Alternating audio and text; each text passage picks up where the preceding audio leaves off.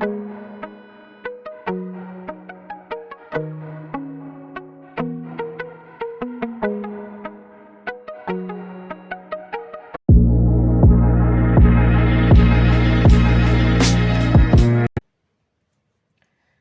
दोस्तों, एक बार फिर से स्वागत है आप सभी का आपके अपने चैनल टारगेटेड वन पे।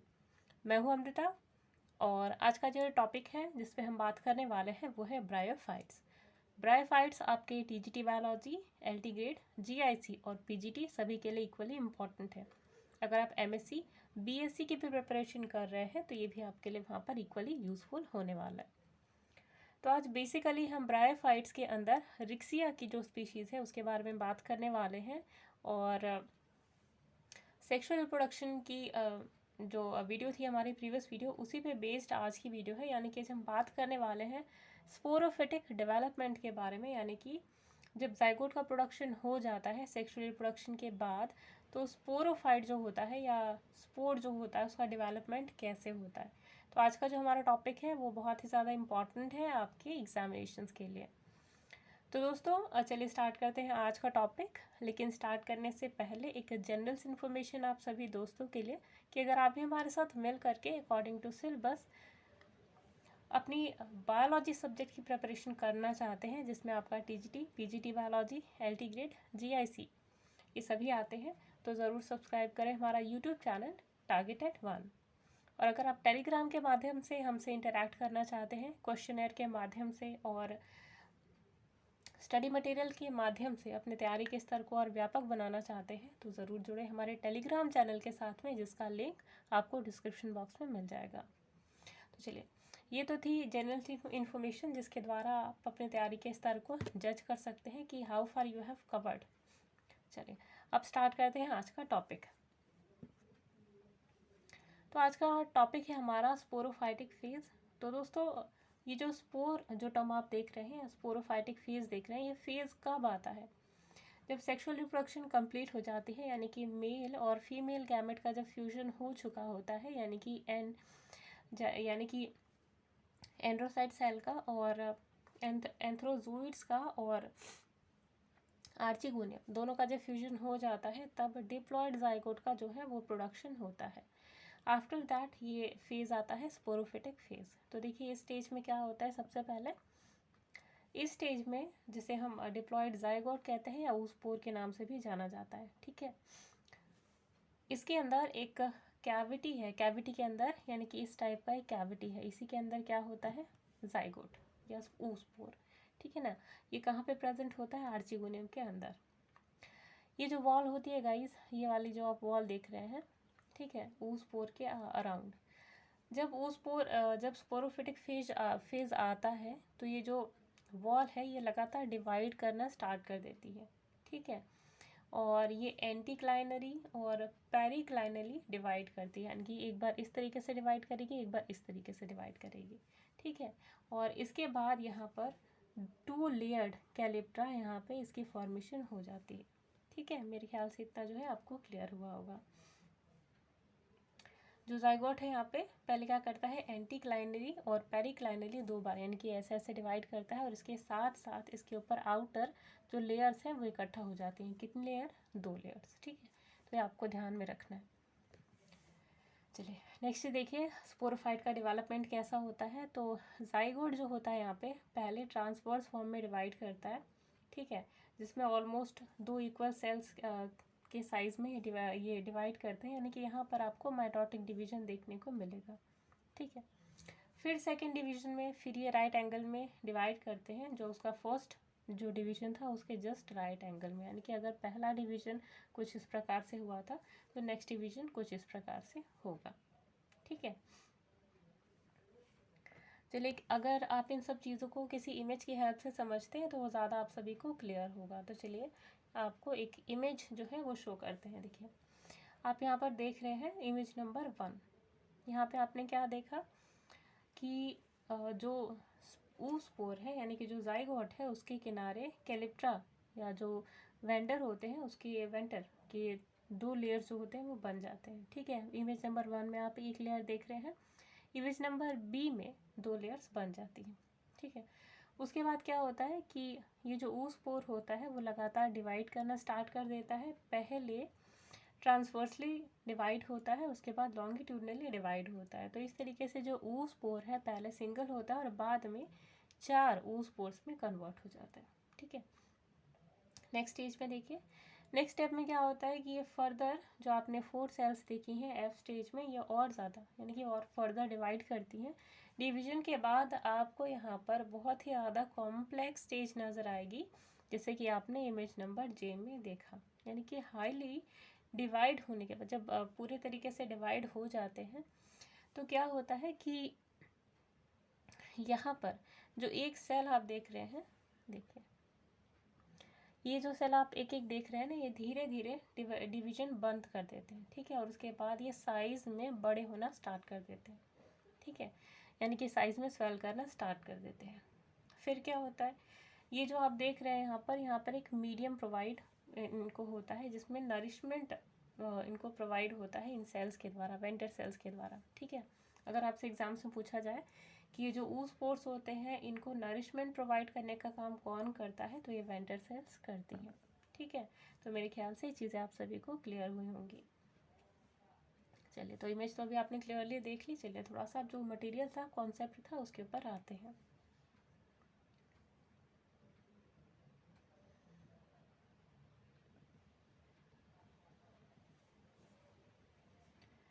चलिए, तो अभी हमने देखा कि सेल क्या थी, 4 पार्ट्स में डिवाइड हो गई, जो हमने अभी तक यहाँ पढ़ा। ठीक है, क्वाड्रेंट स्टेज में आ जाती है, यानी कि एक जो oospore होता है वो पहले 2 सेल्स में डिवाइड होता है, फिर 4 सेल्स में डिवाइड होता है, फिर 8 सेल्स में डिवाइड होता है, और इसी तरीके से लगातार कम से कम 20 से 40 सेल्स के रूप में ये डिवाइड होना स्टार्ट कर देता है। ठीक है, नेक्स्ट स्टेप में आप क्या देखते हैं कि जो सेल्स होती है पेरिफेरल रीजन की, ठीक है, ये पेरिक्लाइनली डिवाइड होती है और एक आउटर लेयर जो होता है यानी कि एम्फीथीशियम, उसका निर्माण करती है। और जो सेंट्रल मास का जो सेल्स का जो सेंट्रल मास होता है, जिसे एंडोथीशियम कहा जाता है। अच्छा, यहाँ पे आप जो 2 टर्म्स देख रहे हो ना, एम्फीथीशियम, एंडोथीशियम, इसका मतलब क्या है गाइस? तो एम्फीथीशियम, ये जो आप फर्स्ट टर्म देख रहे हैं यहाँ पे, ये आउटर लेयर होती है, एंडोथीशियम इंटरनल लेयर होती है स्पोर की। ठीक है ना, तो ये लगातार डिवाइड करने जाती हैं। पहली जो डिवीजन है वो एंटीक्लाइनल डिवीजन होती है, और जो कि सिंगल लेयर स्टेराइल जैकेट या फिर कैप्सूल वॉल का निर्माण करती हैं, जो कि आपने देखा इस प्रकार से था। ठीक है, ये स्पोर है, इसके किनारे सिर्फ एक लेयर का पहले प्रोडक्शन होता है या पहली लेयर की फॉर्मेशन होती है। इसे कैप्सूल वॉल भी आप कह सकते हैं, जैकेट वॉल भी कह सकते हैं, स्टेराइल जैकेट वॉल भी कह सकते हैं। ठीक है, नेक्स्ट एक और लेयर का निर्माण यहाँ पर होता है, सेकेंड लेयर। ठीक है, इसे आप क्या कहेंगे? एंडोथीशियम। ठीक है, नेक्स्ट है कि ये जो सेल्स होती हैं ये अगेन रीडिवाइड होती हैं, और इन सेल्स का जो इंटरनल मास होता है, ये वाला हिस्सा। ठीक है, अभी तो मान लीजिए ये सबसे पहले डिवीजन कहाँ से स्टार्ट होता है, ये भी आपको जानना बेहद ही ज़रूरी है। सबसे पहले डिवीजन वेंडर सेल्स, या जिसे आप कैलिप्ट्रा कह रहे हैं ना, ये वेंडर सेल्स सबसे पहले डिवाइड होती है। पहले सिंगल लेयर की फॉर्मेशन होती है और बाद में डबल लेयर की फॉर्मेशन होती है। ठीक है, देखिए जो सेंटर है, इस सेंटर में पहले 2 सेल्स बनती हैं, उसके बाद फिर 4, उसके बाद 8, और उसके बाद फिर ये रेगुलरली डिवाइड होना स्टार्ट कर देते हैं। ठीक है, देखिए अब 1932 में एक पीगैन नाम की एक साइंटिस्ट थे, जिन्होंने इसके ऊपर थोड़ी सी स्टडी की, और स्टडी में उन्होंने पाया कि कुछ स्पोर मदर सेल्स जो होती हैं रिक्सिया में, वो क्रिस्टलाइन जो क्रिस्टलिना जो फेल है उसको प्रोड्यूस करते हैं। ठीक है, और एक एब्जॉर्प्टिव न्यूट्रिटिव सेल्स होती हैं, जिन्हें नर्सिंग सेल्स कहते हैं। ये वहाँ पर हेल्प करती हैं स्पोर्ट्स की डेवलपमेंट के लिए। ठीक है, तो इलेटर्स जो होते हैं, जो कि हायर फॉर्म्स ऑफ मार्केंशिया में या मार्केंशियल्स जो क्लास है उसके अंदर नज़र आते हैं। ठीक है, तो दोस्तों ये जो आप यहाँ पे देख रहे हैं जो टर्म नर्सिंग सेल्स, ये क्या होते हैं एग्जैक्टली? ये जो आपने वेंडर वॉल देखा था ना, ये जो आपने देखा यहाँ पर, तो ये जो सेल्स होती हैं ये क्या करती हैं? प्रोटेक्शन प्रोवाइड करने का, नर्सिंग का काम करती हैं, क्योंकि भाई ये जो स्पोर है ये डेवलपमेंट की स्टेज में जा रहा है, डिवाइड हो रहा है, तो उसे एनर्जी की ज़रूरत है ना। तो एनर्जी ये कहाँ से मिलती है आपको? आउटर सेल से। ठीक है, चलिए, तो मेरे ख्याल से यहाँ जो कॉन्सेप्ट था वो आप सभी को क्लियर हुआ होगा। चलिए अब नेक्स्ट टर्म को देखते हैं। नेक्स्ट है स्पोरोजेनेसिस। दोस्तों थोड़ा सा, क्योंकि तबीयत थोड़ी सी आवाज़ में तबीयत के थोड़ी सी ख़राब होने के कारण जो आवाज़ है वो थोड़ी सी स्लो आ रही है, तो आई होप आप थोड़ा सा कॉम्प्रोमाइज़ कर लीजिएगा। जब ये 2-3 दिनों के बाद ये चीज़ें मैनेज हो जाएंगी और फिर जो आवाज़ है वो अपने लेवल पे वापस आ जाएगी। ठीक है, तो I hope you don't mind. चलिए नेक्स्ट देखते हैं। नेक्स्ट टॉपिक है हमारा स्पोरोजेनेसिस। दोस्तों स्पोरोजेनेसिस एक टर्म जो है, ये टर्म से ही आपको पता चलता है। स्पोरोजेनेसिस या आप स्पर्मेटोजेनेसिस जहाँ पे भी आपने टर्म सुना है, ये जो जेनेसिस टर्म है ना, इसमें हमेशा मियोसिस होती है। ये चीज़ आपको ध्यान में रखनी है। ठीक है, देखिए आपने स्पर्मेटोजेनेसिस भी टर्म सुना होगा, oogenesis भी टर्म सुना होगा। तो यहाँ पे रिडक्शन डिवीजन होता है, क्योंकि यहाँ पर अभी तक आपने जो भी डिवीजन देखा, यहाँ पर डिप्लॉयड केस में हर चीज़ पाई जा रही थी। ठीक है, यानी कि उस जो आपने उस स्पोर देखा, डिवीजन के बाद भी किस स्टेज में थी? डिप्लॉयड स्टेज में। लेकिन स्पोरोजेनेसिस के बाद यही जो डिप्लॉयड सेल्स होती हैं ये अब हैप्लॉयड में कन्वर्ट हो जाती हैं। ठीक है, देखिए कैसे। स्पोरोजेनेसिस में देखिए, at the time of meiosis the spore mother cell lie free within the cavity of sporogonium. जो स्पोर मदर सेल होती है वो मियोसिस को परफॉर्म करती है, और जो न्यूक्लियस होता है स्पोर मदर सेल का, ये 2 सक्सेसिव डिविजन्स को परफॉर्म करता है। ठीक है, जिसके द्वारा 4 हैप्लॉइड न्यूक्लियस का प्रोडक्शन होता है। ठीक है, पहली जो डिवीजन होती है उसमें क्रोमोसोमल नंबर जो है रिड्यूस होकर के हाफ हो जाते हैं, क्योंकि अभी तक हमने क्या कहा कि डिप्लॉयड स्टेज में ऊस्पोर चल रहा था। अब क्योंकि रिडक्शन डिवीजन हुई तो क्रोमोसोमल नंबर जो था वो रिड्यूस होकर हाफ हो गया, यानी कि पहले डिप्लॉयड था तो अब क्या हो गया? हैप्लॉयड। ठीक है, अब जो 4 न्यूक्लियस होते हैं वो माइग्रेट कर जाते हैं अपनी पेरीफेरी की तरफ, और या स्पोर मदर सेल की तरफ, और एक इक्वल डिस्टेंस में वहाँ पर अटैच हो जाते हैं। और जैसे जैसे सेल वॉल जो होती है उनके किनारे किनारे उनका फॉर्मेशन होता है, तो एक हैप्लॉइड न्यूक्लियस का फॉर्मेशन होता है। ठीक है, और ये जो 4 हैप्लॉइड स्पोर्स थे या न्यूक्लियस थे, अब वो क्या होते हैं? एक सेल वॉल के द्वारा कवर हो जाते हैं। अब आपको एक चीज़ स्पेशल एक स्ट्रक्चर नज़र आएगा कि ये जो 4 हैप्लॉइड न्यूक्लियस थे गाइस, कुछ इस तरीके से देखिएगा। ठीक है, इनके बीच में जब वॉल की फॉर्मेशन हो जाती है तो कुछ इस प्रकार का स्ट्रक्चर आपको नज़र आएगा। ठीक है, और ये कई सारी ऐसी स्पीशीज़ हैं रिक्सिया की जिनमें नज़र आता है। कई सारी ऐसी स्पीशीज़ होती है जिनमें 8 ये जो है न्यूक्लियस ये भी नज़र आते हैं।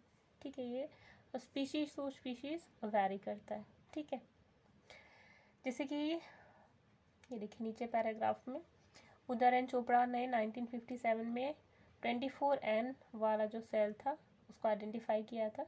48N वाला भी जो था क्रोमोसोमल नंबर उसे भी आइडेंटिफाई किया था। जबकि कैलिफोर्निया की जो स्पीशीज़ है यानी कि रिक्सिया कैलिफोर्निया की, उनमें 9 जो न्यूक्लियस थे वो स्टेज में उन्होंने उसकी भी खोज की थी। ठीक है, चलिए अब देखिए डिस्पर्सल जो होता है स्पोर का, क्योंकि अब स्पोर क्या होता है? हैप्लॉइड स्टेज में आ चुका है, अब वो रेडी टू जर्मिनेशन है। ठीक है, यानी कि अब वो जर्मिनेट करने के लिए बिल्कुल तैयार है। तो जर्मिनेशन कैसे स्टार्ट होगी? जब ये डिस्पर्सल होगा, यानी कि डेहिसेंस होगा स्पोर्स का। ठीक है, लेकिन ये जो रिक्सिया के अंदर जो स्पोर्स होते हैं ये डायरेक्टली यानी कि इमीडिएटली डिस्पर्स नहीं करते, और ना ही यहाँ पे कोई स्पेशल मेथड होता है डिस्पर्सल का। तो फिर आखिर ये स्पोर्स कैसे डिस्पर्स करते हैं? तो स्पोर्स जो होते हैं वो थैलस के अंदर होते हैं, और 1 साल या जब भी इनके डिस्पर्स का सीज़न आता है, या फिर जब ये पूरे तरीके से इनकी डेथ हो जाती है, इनकी कैलेप्ट्रल जो सेल्स होती हैं वो सड़ जाती हैं। ठीक है, इनके सराउंडिंग टिश्यू जब बेकार हो जाते हैं तब देखिए होता क्या है एग्जैक्टली। यहाँ पे जो कैलिप्ट्रा है वो लेयर ख़राब होने का मतलब क्या है कि नेकेड हो जाता है। आपने क्या था एपिथेशियम लेयर के बारे में पढ़ा था ना, ऊपर की जो लेयर होती है एपिथीशियम, मेसोथीशियम, ये सब डिस्ट्रॉय हो जाती है। केवल और केवल अंदर की जो एंडोथीशियम लेयर होती है वही बचती है।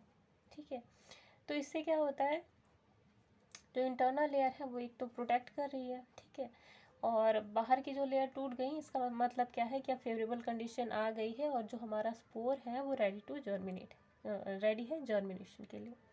ठीक है, चलिए आप थोड़ा सा स्पोर के बारे में जान लीजिए क्योंकि यहाँ से भी आपके क्वेश्चन बनते हैं। ठीक है, टीजीटी, जीआईसी या फिर पीजीडी के एग्जाम्स में या एलटी ग्रेड में भी आपको देखने को मिल सकता है। तो चलिए स्पोर्स के बारे में जानें। तो यहाँ पे स्पोर का जो साइज़ होता है वो 0.05 से लेके 0.12 mm इन डायमीटर होता है। ठीक है, स्पोर्स हमेशा हैप्लॉइड यूनिन्यूक्लिएट होते हैं और शेप कैसा होता है, पिरामिडल। कैसा, ये देखिए आपको पिरामिड शेप का दिख रहा है ना, कुछ इस प्रकार का नजर आएगा। ठीक है, आउटर मोस्ट क्यूटिनाइज्ड लेयर जो होती है उसको एक्सोस्पोरियम कहा जाता है, मिडिल लेयर को मीजोस्पोरियम कहा जाता है और इनर जो लेयर है उसको एंडोस्पोरियम के नाम से जाना जाता है। ठीक है, कुछ नहीं, एक्सो, एंडो और मीजो, तीन आपको याद रखना है, स्पोर से स्पोरियम। ठीक है, तो बस ये आपको याद रखना है। अच्छा, ये जो एंडोस्पोरियम की जो लेयर थी इसकी खोज बियर ने 1906 में की थी और उन्होंने ये पाया था कि एंडोस्पोरियम के अंदर पैक्टोज और सेलुलोज के जो कंपोनेंट है वो प्रेजेंट होते हैं। अब आपके टीजीटी एग्जाम्स में भी पूछा जा सकता है कि स्पोर की जो इंटरनल लेयर होती है उसका नाम क्या होता है और उसके अंदर क्या क्या कंपोनेंट हैं जो प्रेजेंट होते हैं। तो इंटरनल लेयर का नाम क्या होता है, एंडोस्पोरियम। क्या क्या कंपोनेंट प्रेजेंट होते हैं, सेलुलोज और पैक्टोज। ठीक है, किसने खोज की थी, बियर ने 1906 में। ठीक है, तो मेरे ख्याल से इतना कॉन्सेप्ट आप सभी को क्लियर हुआ होगा। चलिए अब जर्मिनेशन के बारे में थोड़ा सा देख लेते हैं गाइस। तो जर्मिनेशन देखिए आपकी स्क्रीन पे जो बड़ा सा लाइफ साइकिल है ना, इसमें देखिए जर्मिनेशन होता कैसे, बहुत सिंपल सा प्रोसेस है और आपको इसमें बिल्कुल भी कॉम्प्लेक्सिटी से इन चीज़ों को समझना नहीं है। देखिए पहले स्पोर की जर्मिनेशन के बारे में बात करते हैं, फिर पूरी लाइफ साइकिल को एक बार रिवाइज करेंगे। ठीक है, ये देखिए ये क्या था, स्पोर। अभी हमने क्या पढ़ा कि हैप्लॉइड डिवीजन के बाद क्या होता है कि ये जो स्पोर्स होते हैं ये 4 में कन्वर्ट हो जाते हैं। ठीक है, और जैसे जैसे इनकी फेवरेबल कंडीशन आती है, यानी कि मॉइस्चर या रेनी सीजन आता है, तो क्या होता है इनकी आउटर जो लेयर होती है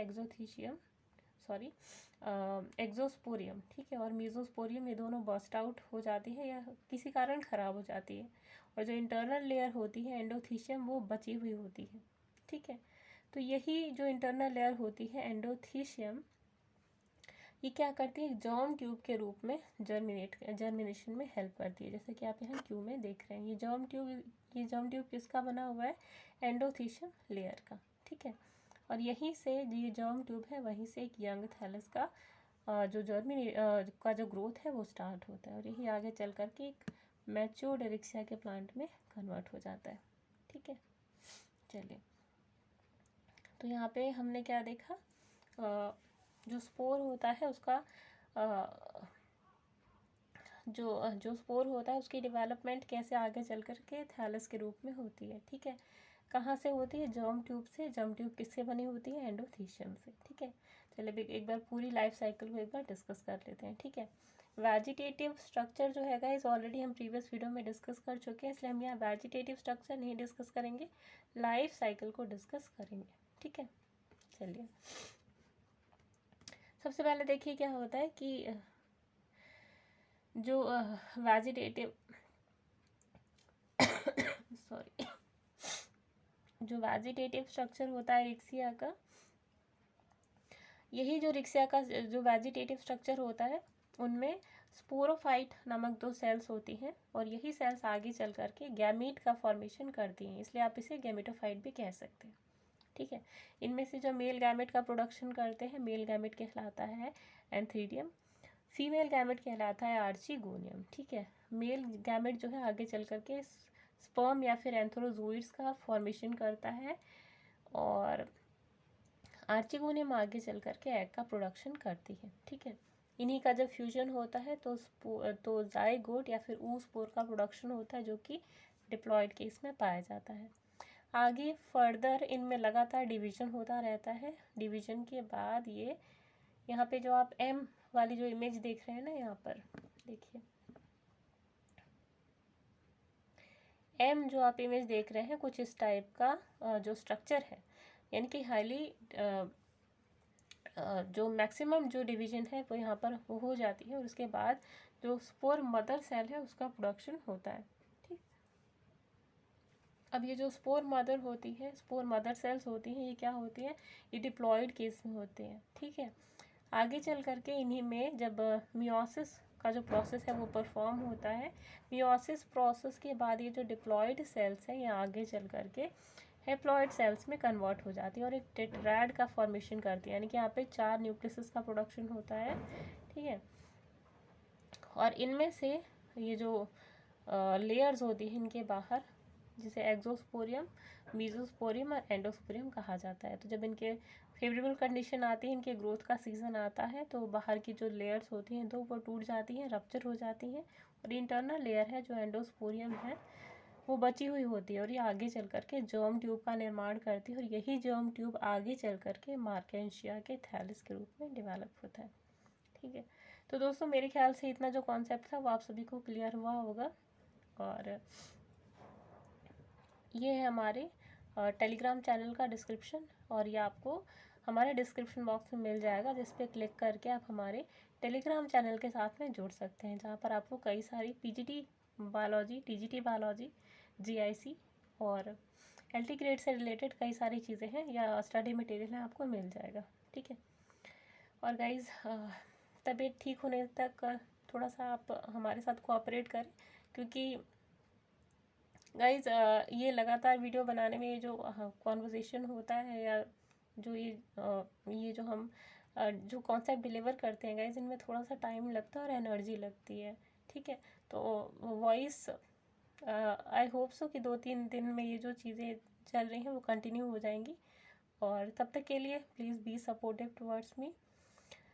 तो यहाँ पे तो वीडियो ख़त्म होती है, लेकिन जैसे हम पुरानी वीडियोज़ में एक 5 मिनट का रिकैप या रिवीजन करते हैं, तो आज भी हम उस चीज़ को कंटिन्यू करते हैं। चलिए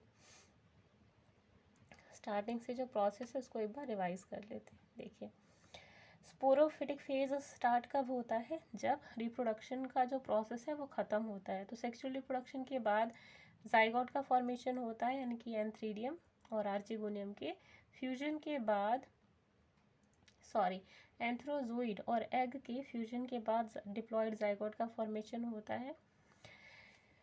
डिप्लॉयड जाइगोट अपने किनारे दो टाइप की लेयर्स, दो लेयर्ड जो सेल्स हैं, सेल्स की दो लेयर्स जो है अपने किनारे इनका प्रोडक्शन करता है, जिन्हें कैलिप्टा या फिर वेंडर सेल्स कहा जाता है। ठीक है,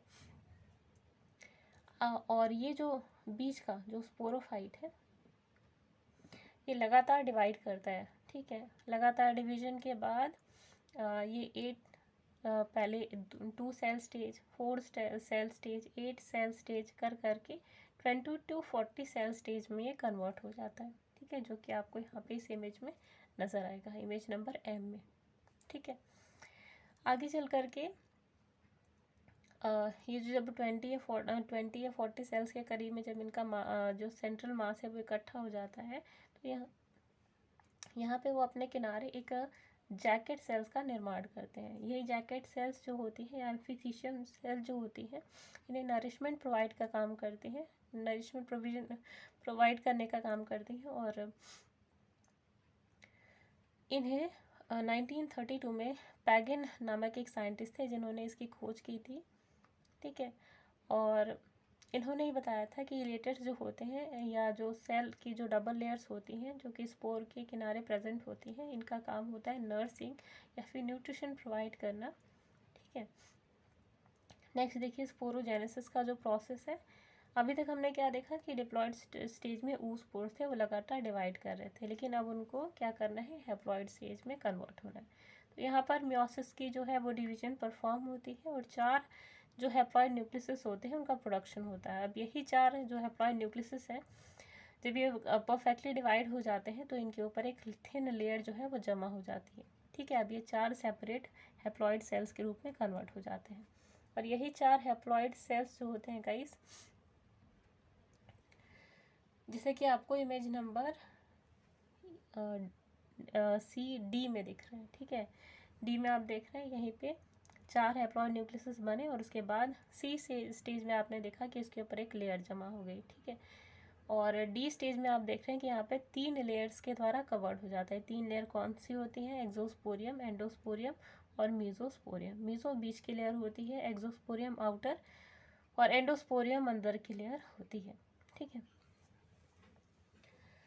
इसके बाद जर्मिनेशन के प्रोसेस में आप देखेंगे कि जो 2 लेयर्स होती हैं एक्सो और मीजो, ये दोनों डिजेनरेट हो जाती हैं और एकदम अंदर की जो लेयर होती है एंडोस्पोरियम, यही हेल्प करती है जर्मिनेशन में। यही जर्म ट्यूब की फॉर्मेशन करती है और उसके बिल्कुल टिप पे यंग थैलस का प्रोडक्शन होता है, जो कि आगे चल कर के मैच्योर रिक्सिया के थैलस के रूप में डेवलप होता है। तो दोस्तों ये तो हमारा रिवीजन, यहाँ पे जो भी कुछ था हमने फास्ट में बिल्कुल रिवीजन किया है।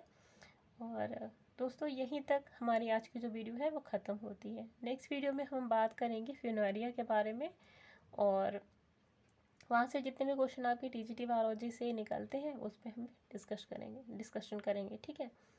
तो आज हम अपने वीडियो को यहीं विराम देते हैं, मिलते हैं नेक्स्ट वीडियो में फ्यूनरिया के साथ में। तब तक के लिए अमृता को दीजिए इजाज़त, बाय बाय।